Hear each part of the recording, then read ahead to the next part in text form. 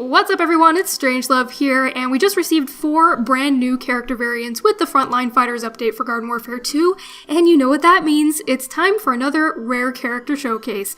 So for this episode, we're taking a look at 2 legendary variants, the Camouflage Commando Corn and the Scurvy Scallywag Imp.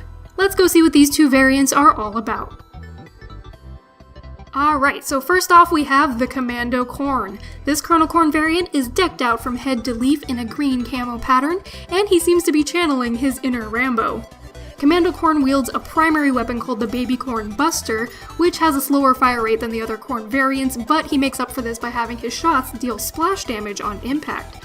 Now, at longer distances, I've had him consistently dish out about 15 to 18 damage per shot with critical hits, but at short range he's a lot more effective, dealing about 30 to 40 damage per shot, which can go even higher with a damage upgrade, I assume.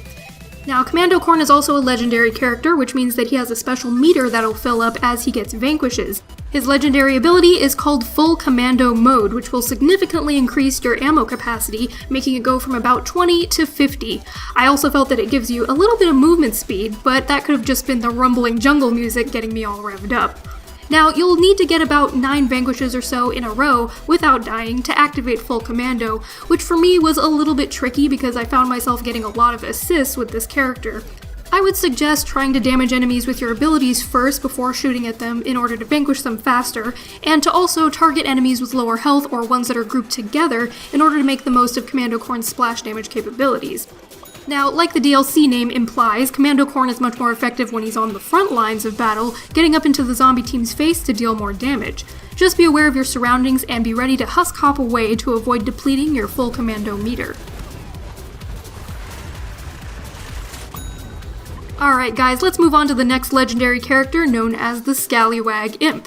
This scurvy seafarer seems to take after Captain Deadbeard and is adorned with his own pirate hat and a pair of ship cannons for his boosters.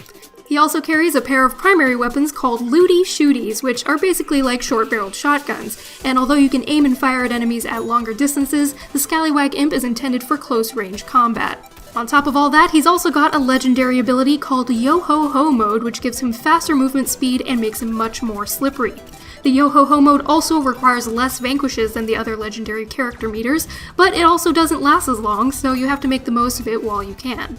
Of course, the best part about the Scallywag Imp is his shipwreck mech, or I guess ship mech if you will, which is comprised of a mini pirate ship. Now, my favorite part about his mech is actually the animation for him getting into the mech, because he sort of just squishes right in through the hatch, and I find that adorable for some reason. Anyway, while Scallywag Imp is inside the ship mech, he uses a shotgun called the Cluster Cannon, which is actually just 4 cannons stacked on top of each other to shoot mini cannonballs at enemy plants. Now, if you zoom in with this shotgun, it actually turns into a hooligan howitzer, which can fire single cannonballs at longer distances, similar to how Captain Deadbeard has short and long range fire modes on his weapons as well. His right bumper ability is called the Peg Leg Kata, which is basically a mech equivalent of the Imp Kata, hitting everything in close radius around him in a circle. And finally, Scallywag also has a barnacle-covered sea mine called the Krusty Gigabomb, which he tosses out like a chili bean to do significant damage. Now, as much as I love the appearance and design of Scallywag Imp and his ship mech, or sea mech, I feel that he's so dependent on being close range that he gets shut down really easily before you really get to enjoy his Yo-Ho-Ho mode, because his health is the same as the other imps. I think a character like the Pylon Imp is a little bit more effective if you're going for burst damage with an imp, so I'll probably use this character when I want to play as the pirate ship mech rather than just as the imp alone, but that's just my playstyle.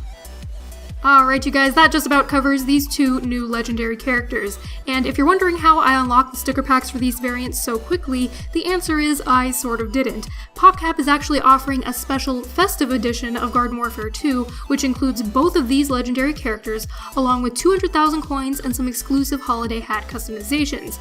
If you own Garden Warfare 2 already, you can upgrade to the Festive Edition for about $10, which is what I did to get these characters. Just go into the online store on either Xbox or PlayStation 4, and look for an add-on called the Festive Edition, and that's how you get these characters.